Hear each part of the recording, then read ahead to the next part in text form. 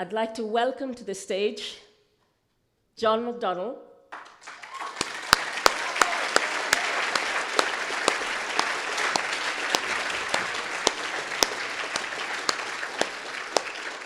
the People's Chancellor.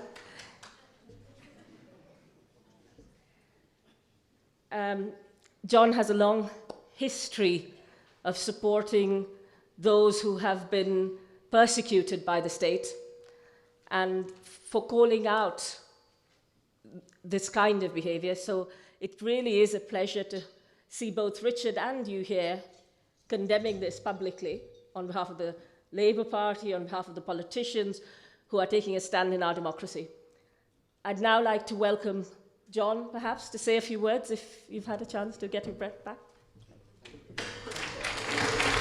Thanks. Thank you.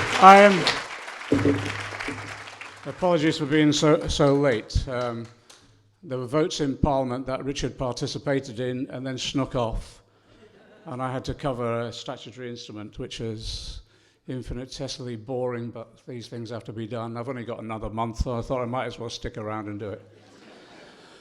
I want to thank the campaign. I want to thank the campaign for all that they've done, the assiduous nature in which they've campaigned, but also, to be frank, the courageous way in which they've campaigned as well, in the face of the various media attacks and political attacks that have been launched against them. And I know how difficult it has been for them as individuals, but also as a group. And I just think it's an honour to be in the same room as Niels as well, to be honest. The work that he's done over the years, but courageously on this campaign.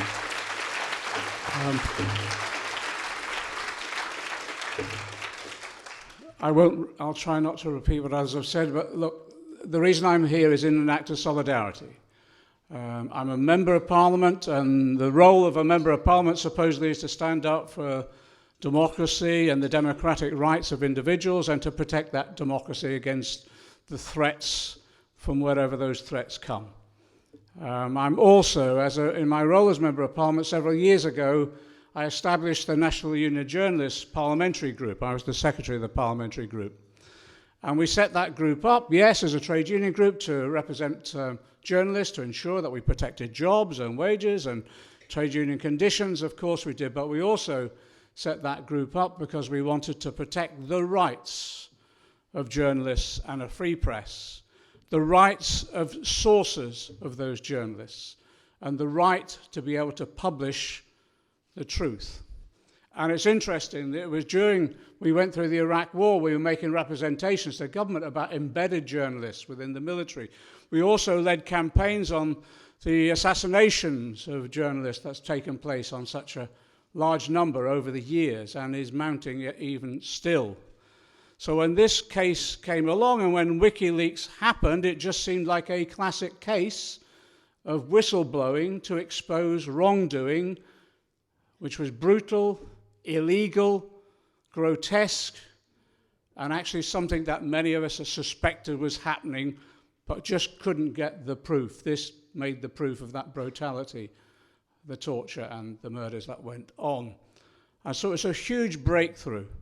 And of course then the state in its usual role tried to close down the access of individuals like us, the access of civil society towards that truth. And that's what this is about. And yes, it's exactly as Neil said, it is about an individual in Julian Assange, but it is also about the principle, about the protection of the democracy, that fourth estate that we established, as he said, the separation of powers, but also the ability to throw right on iniquity that was going on, perpetrated in our names. That's what this was all about, a fundamental principle. So that's why I'm here, as an act of solidarity. I, like Jeremy and others who at the time, we voted against the extradition treaty that was brought forward. We warned it would be used in this way, in the way in which it's unbalanced in the relationship between this country and the US, a subservient relationship. We warned that this would happen, and this is a classic case of the use of that legislation to still voices and also to persecute, because that's what it is. And I agree, I don't see any hope of Julian Assange having any chance of a fair trial if he's extradited. So one of the key issues for us is to do everything we possibly can to prevent that extradition. But it is also about what's happening now to Julian Assange. And who better to tell us about torture than the UN Rapporteur on torture? And if the UN Rapporteur on torture is telling us torture is taking place, to be frank, I believe him more than I would believe Priti Patel or Boris Johnson.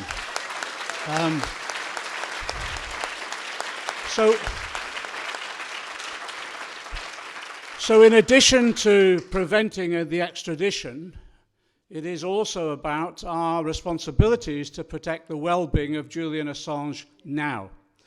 Now, I must be one of the few people that's trying to break into Belmarsh prison as against break out, because we've sought to have an MP's visit, and I've just written to Priti Patel to say, look, why are there delays in allowing us just to visit Julian and meet him and see his circumstances so that we can report back to others and, yes, to Parliament on his current situation.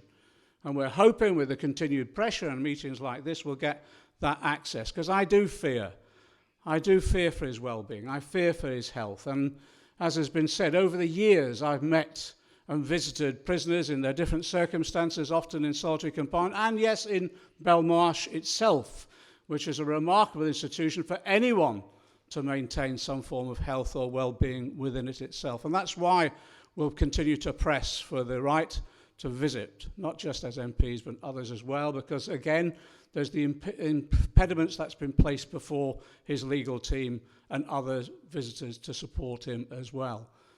Of course, the key issue for us, though, is to secure his release.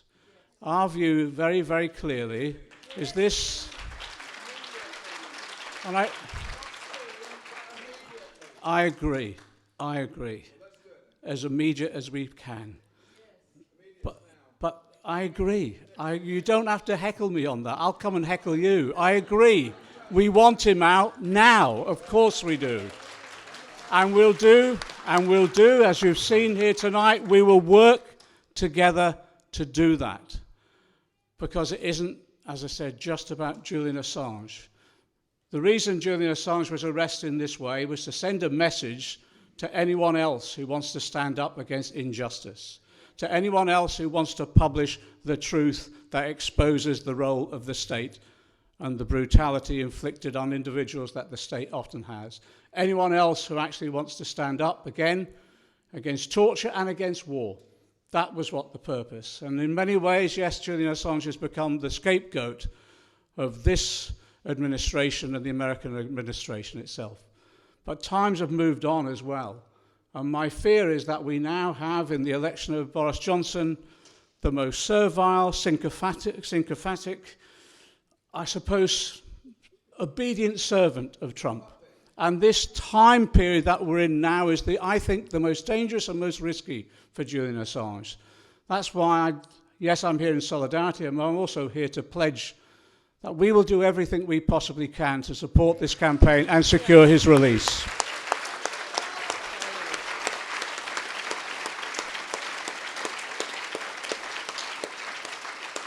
The final point is I think our appeal is to all men and women of goodwill in this country to recognise what a threat this is to all of us, to the democracy that we seek to preserve, to the rights that we all believe we should have, but also for future generations as well, because this will set a precedent that will be used time and time again if we do not defeat what is currently threatened against Julian.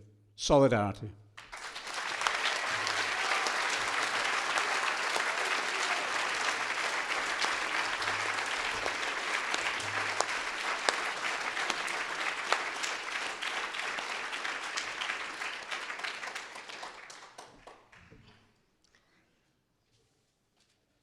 It really is good to hear that from John McDonnell. And as a campaigner, as an activist within the movement, I'm really heartened to hear that. While we recognise the pressures on and the work of those who work within the criminal justice system, within prisons, we are under tremendous pressures of under-resourcing. This is also a time when we're calling out the political pressures that have resulted in a miscarriage of justice. This is a time when we together protest the lawlessness and the overturning of the rule of law, and at a time when we recognize that for those other than Julian Assange, black and minority ethnic people, Muslim people, Irish people who are put through the criminal justice system and discriminated against, we recognize that the cause of Julian Assange is also a broader cause. And the indigenous peoples. And the indigenous people, yes. Yes, thank you. Thank you.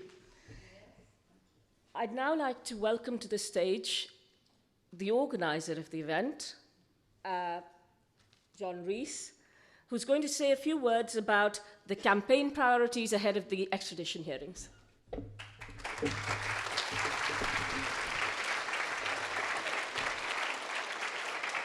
Thanks very much. I'll be brief. It's sometimes said to me that protest doesn't work. But let's be clear, in what's been a long, difficult and often dark campaign, we have one very, very important example in recent weeks. The one thing that has improved Julian Assange's conditions in Belmarsh, that got him out of solitary confinement, was campaigning. It was campaigning by ordinary activists, it was campaigning by the legal team, but most impressive of all, it was 3 petitions by Belmarsh prisoners themselves confronting their own governor and demanding that his circumstances be changed because they were unjust and unfair. And I simply make this point. If they can do it in the most difficult circumstances imaginable, you and I, with much greater freedom, can also do it as well.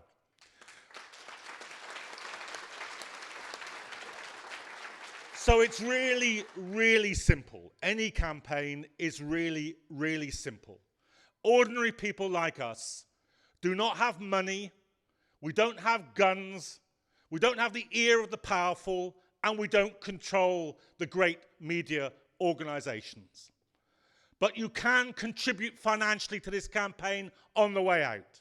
You can take the leaflets about the national demonstration on the 22nd of February, just before the trial begins, and you can come down to Belmarsh on the 24th and on every day that Julian Assange is being tried, and make it absolutely clear to the Tory government, to Donald Trump's presidency, to Priti Patel, to the governor of Belmarsh, and to the judge in this case, that we are not going to have this man sent to America.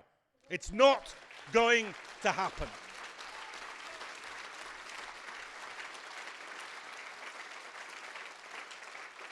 And I can tell you this, I was in court when the American prosecutors said it.